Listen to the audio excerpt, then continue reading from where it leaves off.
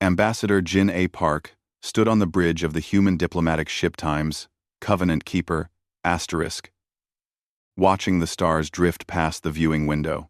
200 years had passed since humans first made contact with the galaxy's many alien races. In that time, humanity had built a reputation for being reliable partners and trustworthy allies.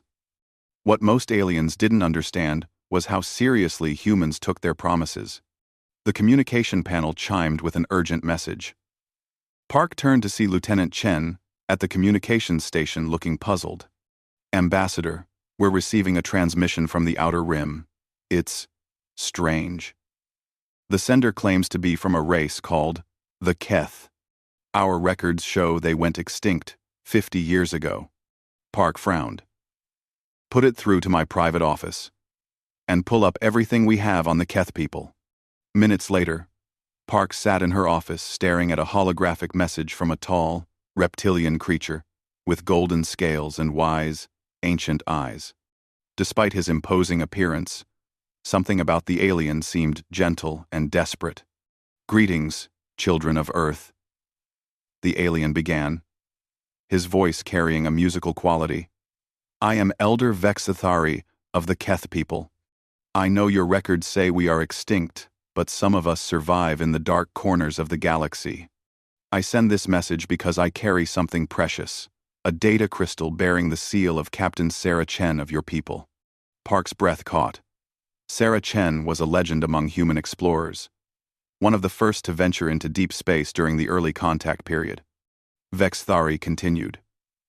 "The crystal contains a promise made under starlight 150 years ago. Captain Chen swore by your human customs that if the Keth ever needed help, humanity would answer. Now, with my people dying and scattered, I call upon that ancient debt. The children of Kethara remember the kindness shown by your Captain Chen, and we ask if humans remember their promises." The message ended with coordinates to a refugee station in neutral space. Park immediately called up the historical records on Sarah Chen's missions. Most of Chen's exploration logs were routine: star maps, mineral surveys, first contact protocols. But buried in the archives was a file marked Sacred Debts and Binding Oaths. Park's hands trembled as she opened the file. Inside were detailed records of every promise, oath, and favor that human explorers and diplomats had made to alien races over the centuries. The file was massive, containing thousands of entries that most humans had forgotten about. But the record keepers had not forgotten. She found Chen's entry dated 150 years ago. The report described how Chen's ship had crashed on a beautiful planet called Kethara during a routine survey mission. The planet was covered in crystal forests that sang in the wind and rivers that glowed with bioluminescent life. Chen wrote about the Keth people who found her after the crash. Despite their frightening appearance, they were large reptiles with sharp claws and powerful jaws. They turned out to be gentle scholars and artists. They had saved Chen's life, carrying her broken body to their healing centers. For 3 months, they nursed her back to health while sharing their knowledge of the stars. The Keth had mapped stellar patterns that human science was only beginning to understand. They showed Chen navigation routes through dangerous nebulae and warned her about unstable star systems. Their knowledge saved countless human lives in the years that followed. When Chen's rescue ship finally arrived, she was healthy and carrying star charts that would become the foundation for human deep space exploration. But before she left, something important happened. Chen's report described a ceremony held under the light of 3 moons.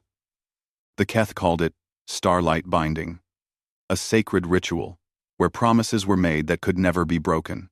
Chen, moved by the kindness these people had shown her, made a solemn vow. If the Keth ever needed help, she promised, humanity would come to their aid no matter how much time had passed or what the cost might be. The Keth elders had been touched by Chen's gesture, but they didn't take it too seriously. To them, it was a quaint, alien custom. But Chen recorded every word of her promise in the official human archives. She marked it as a sacred debt, one of the highest levels of obligation in human society. Park read the rest of Chen's file with growing sadness. 50 years ago, a mining corporation called the Zalthek Consortium had arrived at Keth Ara. They wanted the planet's rare crystals for faster-than-light communication systems. The Keth were told they had to leave their homeworld for the greater good of galactic civilization. Official records showed that the Keth people had been relocated to other worlds for their safety. The mining operation was approved by the Galactic Trade Commission as necessary for maintaining communication across the galaxy. Keth Ara was stripped bare of its crystals, and the beautiful planet became a lifeless rock. Most of the galaxy assumed the Keth had adapted to their new homes and integrated with other species. But Vexthari's message told a different story. The Keth had never adapted. Cut off from their crystal forests and the world that shaped their culture, they had slowly died out.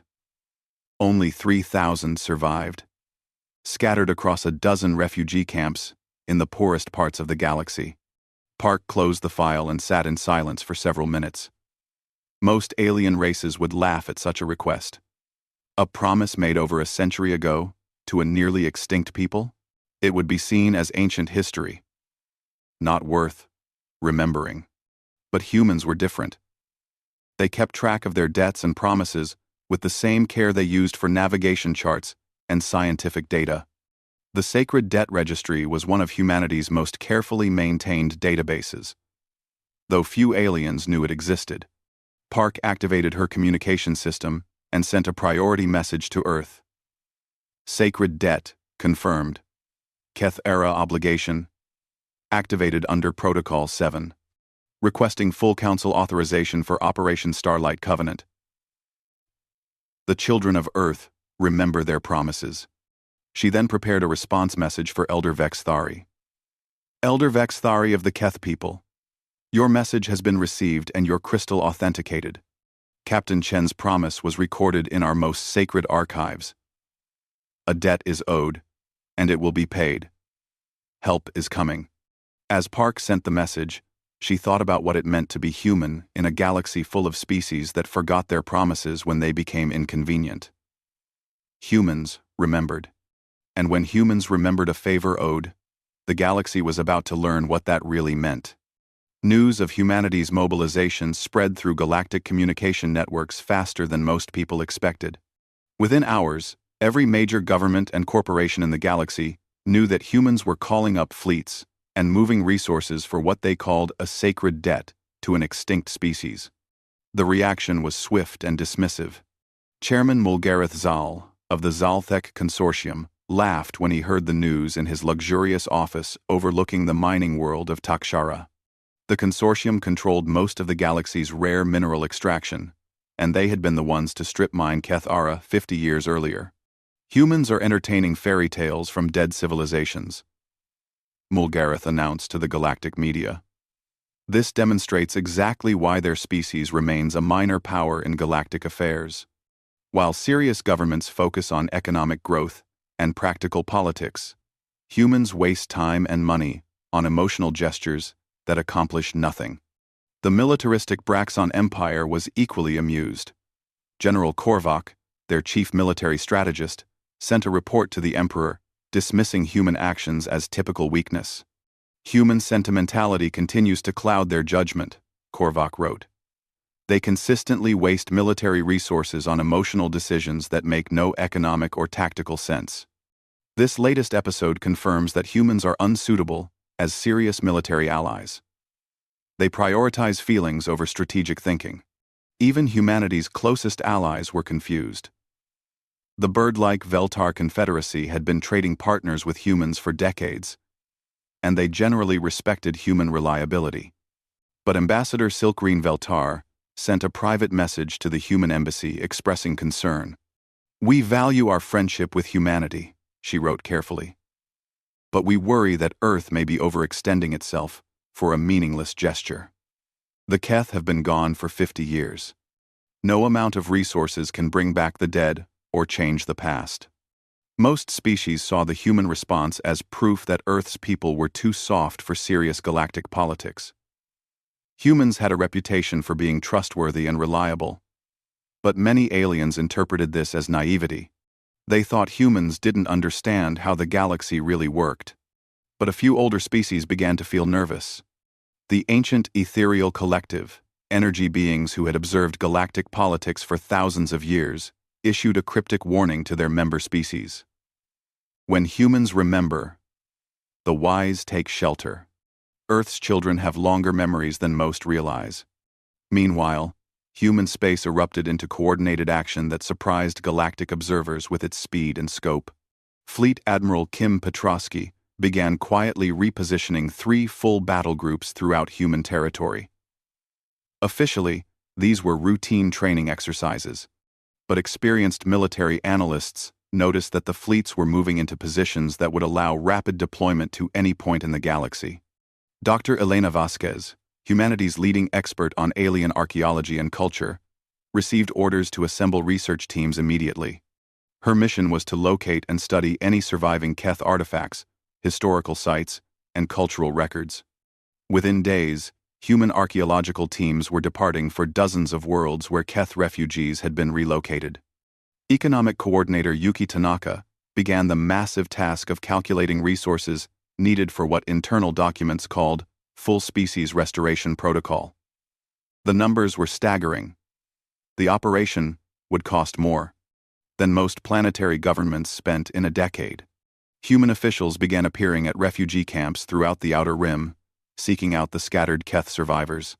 Each surviving Keth was offered immediate human citizenship, housing, medical care, and education for their children. More puzzling to galactic observers, humans began conducting detailed interviews with elderly Keth about their original homeworld. The interviews covered everything: the ecology of Kethara's crystal forests, the social structure of Keth society, their traditional crafts and technologies, even their favorite foods and cultural celebrations. Human bureaucrats recorded every detail with the same careful attention they usually reserved for military intelligence. Word of these activities reached other species who had dealt with humans in the past. Their reactions were very different from the major galactic powers. The Graktai pirates had learned about human determination 50 years earlier when they attacked human allies. Humans had hunted the entire Graktai fleet across 3 star systems, dismantling their operations piece by piece until the pirates simply ceased to exist as an organized threat. The aquatic Murhai remembered when their colony ship had suffered catastrophic system failures in deep space. Human rescue fleets had arrived within days, even though the Murhai had nothing to offer in return except gratitude. Humans had not only saved the colonists, but helped them establish a thriving new world. These species understood something that the major powers didn't. When humans made a promise, they kept it completely. But they also learned that betraying human friends, or harming those under human protection, brought consequences that lasted for generations. As reports of human mobilization continued to spread, the Galactic Senate called an emergency session. Representatives from dozens of worlds gathered to discuss what many saw as an irrational use of resources by Earth's government. The Zalthek Consortium demanded that the Senate order humans to stand down from their wasteful mobilization. Mulgareth, Zal himself, attended the session to argue that human actions threatened galactic economic stability. The humans are setting a dangerous precedent, he told the assembled representatives. If every minor species can demand massive reparations for ancient grievances, galactic commerce will grind to a halt. The Senate must make it clear that the past is past. Ambassador Elena Torres represented humanity at the emergency session. She was a small woman with gray hair and calm eyes, not particularly impressive compared to the massive aliens around her. When called upon to explain human actions, she stood quietly and spoke in a clear, steady voice. "Honored representatives," she began, "humanity appreciates the Senate's concern for galactic stability. We understand that our actions may seem excessive to species who prefer to forget inconvenient promises." Mulgareth interrupted angrily. "You cannot seriously intend to bankrupt your civilization for 3,000 refugees from a dead world." Torres turned to look directly at the consortium chairman. Her expression remained calm, but something in her eyes made several nearby representatives step backward. "Chairman Zal," she said quietly, "you seem to misunderstand the situation. This is not about refugees. This is about a debt that was properly recorded in our most sacred archives. A promise was made under starlight, and it will be kept." "Your ancient promise means nothing," Mulgareth shouted. "The Keth are extinct. Their world is gone. You cannot resurrect the dead." Torres smiled, and the expression was somehow more frightening than anger would have been. "Chairman Zal," she said, "you are about to learn something important about humanity. We do not consider debts paid until they are fully satisfied. The Keth people trusted us once, and we will prove worthy of that trust." The emergency session dissolved into arguments between various species, but Torres simply gathered her materials and prepared to leave. As she reached the chamber door, she turned back to address the assembly one final time. "A debt is owed," she announced, her voice carrying clearly through the vast chamber. "It will be paid." Dr. Elena Vasquez stepped carefully through the ruins of what had once been the greatest Keth city on their original homeworld. Kethara was now a dead rock, its surface scarred by massive mining operations that had stripped away entire mountain ranges. But Vasquez was not looking at the devastation. She was reading it like a book.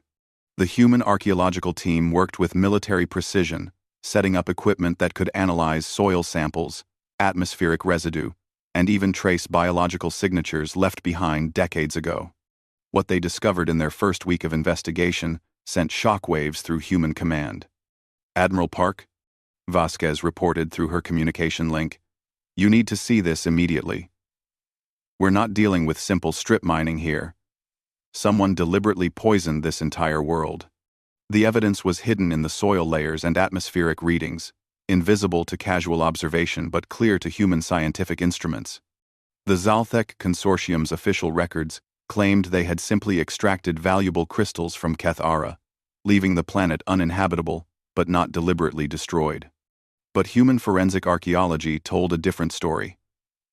Advanced chemical analysis revealed traces of a bioweapon specifically designed to target the crystal forests that formed the heart of Keth civilization.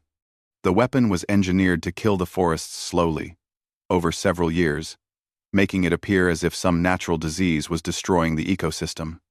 Vasquez pulled up holographic displays, showing how the bioweapon had spread through Kethara's interconnected forest networks.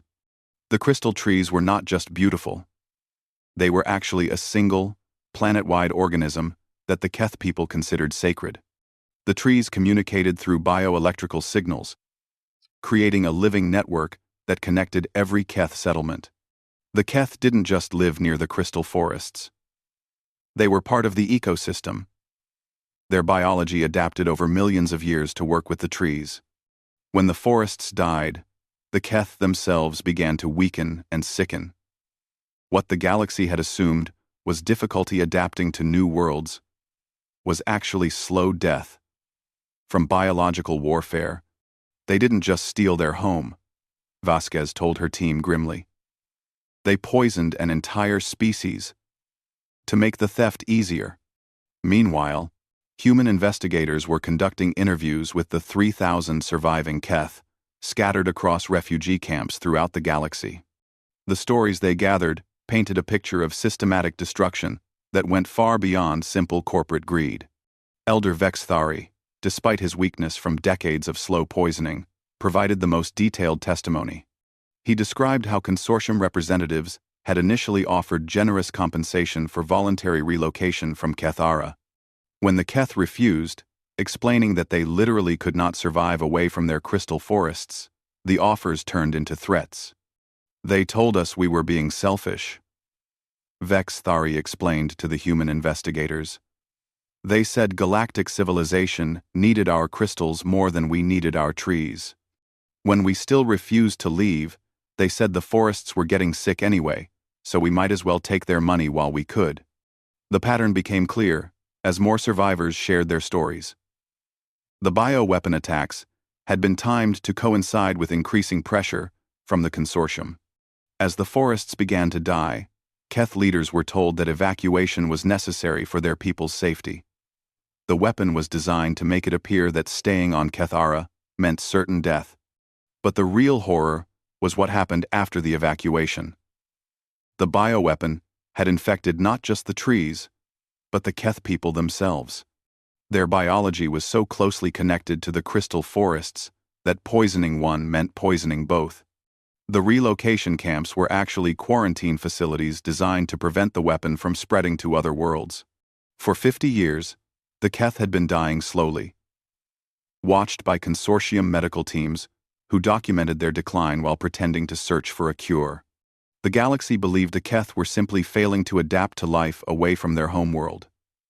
In reality, they were the victims of the most sophisticated genocide in galactic history. When this information reached human leadership on Earth, the response was immediate and absolute. This was no longer about honoring an old debt to a friend. This was about genocide committed on a galactic scale, hidden behind legal paperwork and corporate procedures. Admiral Jin A. Park called an emergency meeting with the 3 surviving Keth elders. The meeting took place aboard the human medical ship Times Hippocrates *, where the elders were receiving treatment from human doctors working around the clock to understand and reverse the bioweapon's effects. Elder Vex Thari, Park began, her voice heavy with emotion. I must formally apologize on behalf of all humanity. We should have investigated when your people first went silent. We should have questioned the official story. We failed you when you needed friends most. The old Keth leader looked surprised. Ambassador Park, your people owed us nothing. Captain Chen made a kind gesture long ago, but even we did not expect it to be remembered after so many years. Park shook her head firmly. Elder, you misunderstand. Captain Chen made a promise, and we recorded it in our most sacred archives. But beyond that promise, we had a duty as thinking beings to protect the innocent. She leaned forward, meeting the elder's golden eyes directly. I want you to understand what humanity is committing to. We will restore your people's health using our best medical technology. We will create a new homeworld for the Keth, complete with crystal forests grown from genetic samples we're recovering from Kethara. And we will see justice done for the crimes committed against your people. Elder Vex Thari was silent for a long moment. When he spoke, his musical voice carried wonder. Justice? Ambassador? Most of the galaxy has forgotten we ever existed. Who would care about justice for a dead species? Park's expression hardened. Elder, the Zalthek Consortium and everyone who helped them commit this genocide are about to learn something important about humanity. We believe that some crimes are so terrible that they must be answered, regardless of how much time has passed or how powerful the criminals have become. She activated a holographic display showing the massive mobilization taking place throughout human space. Fleets were moving, resources were being allocated, and human diplomats were reaching out to dozens of species throughout the galaxy. We're not just helping the Keth, Park explained. Our investigators have identified 17 other species that were relocated under similar circumstances over the past century. We believe the consortium and their allies have been committing genocide systematically, using legal procedures to hide mass murder. The elder's claws clicked nervously against his chair. You would challenge such powerful enemies for the sake of dead and scattered peoples? Park stood up, her face showing the quiet determination that was becoming humanity's trademark in galactic politics. Elder Vex Thari, your people saved the life of Captain Sarah Chen and shared wisdom that has guided human exploration for over a century. That debt alone would justify our actions. She moved to the window, looking out at the stars. But we've learned something in investigating your people's fate. The galaxy is full of predators who hide behind law and procedure while they devour the innocent. Someone needs to show them that such crimes have consequences. She turned back to face the elders, and her voice carried a promise that would echo through galactic history. Humanity remembers every debt owed and every crime committed. Today, the galaxy learns what happens when humans decide that justice delayed is not justice denied. Park sent a message to Earth that night. Sacred debt investigation complete. Kethara genocide confirmed with full documentation. Requesting authorization for full species restoration protocol and justice operation. This is no longer about honoring the past. This is about defining who we are as humans. The response from Earth came within hours of Admiral Park's request, transmitted on the highest priority diplomatic channels to every human ship, station, and colony in the galaxy. The message was brief, but carried the weight of humanity's collective decision. Operation Starlight Covenant authorized by unanimous vote of the Human Council. Full species restoration protocol activated. Justice operations approved under Emergency Powers Act. All human resources are hereby committed to fulfilling our sacred obligation. Let the galaxy see what it means when humanity remembers. Within days, the scope of humanity's commitment began to dawn on galactic observers, causing the first real tremors of concern among the major powers.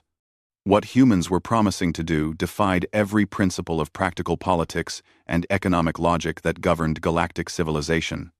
Economic analysts throughout the galaxy worked frantically to calculate what humanity was actually spending. The numbers were staggering and seemed to grow larger with each report. Entire human colonies had volunteered to support Keth refugees, offering homes, jobs, and education without asking for anything in return. The Human Medical Corps had mobilized their most advanced research facilities to develop treatments for bioweapon-induced genetic damage. Teams of doctors worked around the clock, using cutting-edge regenerative technology that humanity had developed for treating space radiation damage. The cost of treating 3,000 patients exceeded the annual medical budget of most galactic governments. But the medical treatment was just the beginning. Human terraforming vessels had begun work on a carefully selected world in neutral space, transforming it into a new Keth homeworld. The planet would be completely rebuilt from scratch, with artificial crystal forests grown from genetic samples recovered from Kethara's ruins. The terraforming operation alone was consuming resources on a scale that amazed galactic economists. Humanity was spending approximately 15% of their total economic output on a species of fewer than 3,000 individuals. The cost per surviving Keth exceeded what most planets spent on their entire populations in a year. Chairman Mulgareth Zal of the Zalthek Consortium watched these developments with growing alarm. What had begun as an amusing human gesture was turning into something that threatened his entire business empire. Human investigators, backed by military intelligence units, were systematically documenting every aspect of the Kethara operation. Mulgareth attempted to contain the situation through traditional diplomatic channels. The consortium offered massive trade concessions to humanity, exclusive mining rights, advanced technology transfers, and economic partnerships worth trillions of credits. Human negotiators politely declined every offer and continued their investigation. What do they want? Mulgareth demanded of his advisors. Everyone has a price. Name it. But his advisors had no answer. Humans seemed genuinely uninterested in profit or political advantage. They were treating the investigation like a scientific project, gathering evidence with methodical precision while ignoring all attempts at bribery or negotiation. More concerning for the consortium was that humans had begun approaching other displaced species throughout the galaxy. The reptilian Skandar, the aquatic Bluthay, the crystalline Harith, all species that had been relocated by corporate expansion over the past century. Human diplomats were offering them the same support they were giving the Keth. This was when the galactic powers realized they were not dealing with a simple humanitarian gesture. Humans were systematically identifying and reversing what they termed corporate genocide, the legal but morally abhorrent displacement of inconvenient species for economic gain. The pattern was always the same.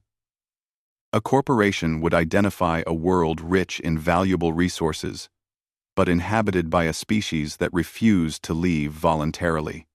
Rather than use obvious force, which might attract unwanted attention, they would create conditions that made continued habitation impossible. Environmental disasters, economic pressure, or biological warfare would force evacuation while maintaining legal deniability. Dozens of species had vanished this way over the past century, their disappearance explained as natural decline or failure to adapt to modern galactic civilization. The perpetrators were protected by legal procedures, corporate influence, and the simple fact that few people cared about small, weak species with nothing to offer the galactic economy. But humans cared. And humans had resources, technology, and a systematic approach to problem-solving that was becoming legendary throughout the galaxy. The Braxon Empire, initially amused by human sentimentality, began to worry as human battle groups took positions throughout the galaxy. These fleets were ostensibly part of refugee protection operations, providing security for displaced species while they were relocated to human-sponsored worlds. But General Korvac noticed that the human fleet positions would allow rapid strikes against any major galactic power. The fleets were dispersed throughout key star systems, always claiming defensive purposes, but positioned for offensive action if necessary. The humans are not as naive as we assumed, Korvac reported to his emperor. Their fleet deployment suggests they are prepared for large-scale military confrontation. They have positioned themselves to threaten every major trade route and military stronghold in the galaxy. The ancient ethereal collective issued a second warning to their member species. The children of Earth have remembered why they left their cradle. They came to the stars, not as conquerors, but as protectors. The galaxy will learn what it means when humans declare a debt owed to every thinking being. As human activities continued to expand, smaller species throughout the galaxy began to take notice. For the first time in centuries, weak and displaced peoples had somewhere to turn for help. Human embassies reported thousands of requests for assistance from species that had been ignored or exploited by the major galactic powers. The political implications were staggering. If humanity continued to support every victim of corporate expansion, the entire economic structure of galactic civilization would be threatened. The consortium and similar corporations depended on their ability to displace inconvenient populations without consequences. 6 months after Elder Vexthari's original message, Admiral Park stood before the Galactic Senate to present the results of humanity's investigation into the Kethara genocide. The evidence was overwhelming. Detailed chemical analysis, survivor testimony, corporate communications, and financial records that traced the bioweapon development back to consortium laboratories. The Senate chamber was packed with representatives from hundreds of worlds. Many had come expecting to watch humans embarrass themselves with emotional accusations that could not be proven. Instead, they found themselves confronted with the most thorough criminal investigation in galactic history. Park presented the evidence with scientific precision, showing exactly how the bioweapon had been developed, deployed, and covered up. She provided financial records showing payments to Galactic Trade Commission officials who had approved the relocation without proper investigation. She even had communications between consortium executives discussing the most efficient ways to eliminate biological obstacles to profitable operations. When several senators attempted to dismiss the evidence as ancient history, Park delivered the response that would define humanity's new role in galactic politics. "Honored senators," she said, her voice carrying clearly through the vast chamber. "Humanity has a saying that seems relevant here. We forgive, but we never forget. What some call ancient history, we call evidence of ongoing criminal conspiracy."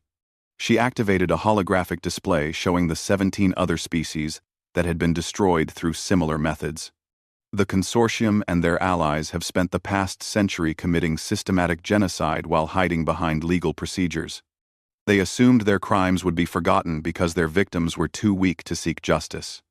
Park paused, letting her words sink in before delivering the line that would echo through galactic history. Today, the galaxy learns that when humans remember a debt owed, we remember everything. Justice delayed is not justice denied. And humanity has decided that genocide, no matter how cleverly disguised, will always have consequences. The chamber erupted in arguments as representatives realized the full scope of what humans were proposing. This was not just about the Keth. This was about holding the galaxy's most powerful entities accountable for crimes they thought had been forgotten. 2 years after Elder Vex Thari sent his desperate message to humanity, the galaxy had learned exactly what human determination looked like when applied to justice.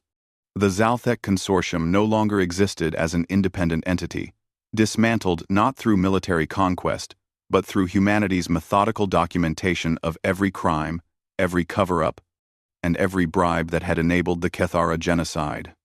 Admiral Jin A. Park stood in the crystal forests of Kethara Reborn, watching golden-scaled children chase bioluminescent insects between trees that sang in harmonious patterns their ancestors would have recognized.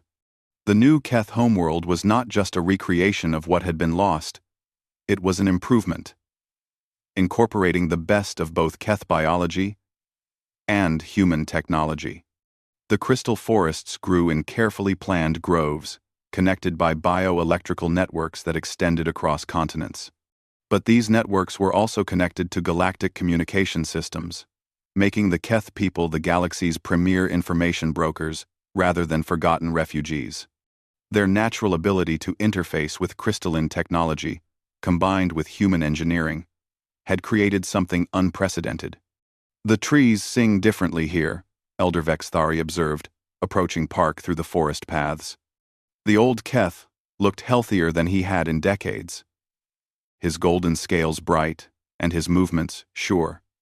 Human medical technology had not just stopped the bioweapons' effects, it had reversed them completely. Park smiled, watching Keth families explore their new world. Different, but still beautiful. Doctor. Vasquez's team worked with your people to make sure every song pattern from the original forests was preserved in genetic memory. More than preserved, Vex Thari replied. Enhanced. These trees can communicate across star systems now. My people have become the galaxy's living database, storing and sharing information the way our ancestors shared wisdom among the groves. The restoration of the Keth people had been the most visible success of Operation Starlight Covenant, but it was far from the only one. 17 other displaced species had been identified, studied, and restored using the same systematic approach humanity had applied to the Keth situation. The aquatic blue Thay now flourished in artificial ocean worlds where their cities of living coral stretched across seafloors rich with engineered nutrients. The crystalline Harith had been given asteroid habitats where they could grow their geometric art installations in zero gravity. Each restored species had been given not just survival, but the chance to become something greater than they had been before displacement. But the real change was in galactic politics. The Galactic Senate had been reformed with new oversight protocols, largely written by humans but enforced by a coalition of species who had found their voice after seeing what organized justice could accomplish. Corporate operations now required extensive environmental and cultural impact studies. Forced relocations were banned, outright. More importantly, humanity had established something unprecedented in galactic history: the sacred debt protocols. Any species could appeal to humanity for justice if they believed they had been wronged by galactic powers. Humans would not automatically intervene, but they would investigate with the same methodical thoroughness they had shown in the Keth-Ara case. The galaxy had learned that human investigations were something to be feared by those with crimes to hide. Human investigators combined scientific precision with unlimited patience, documenting evidence that could stand up to any legal challenge.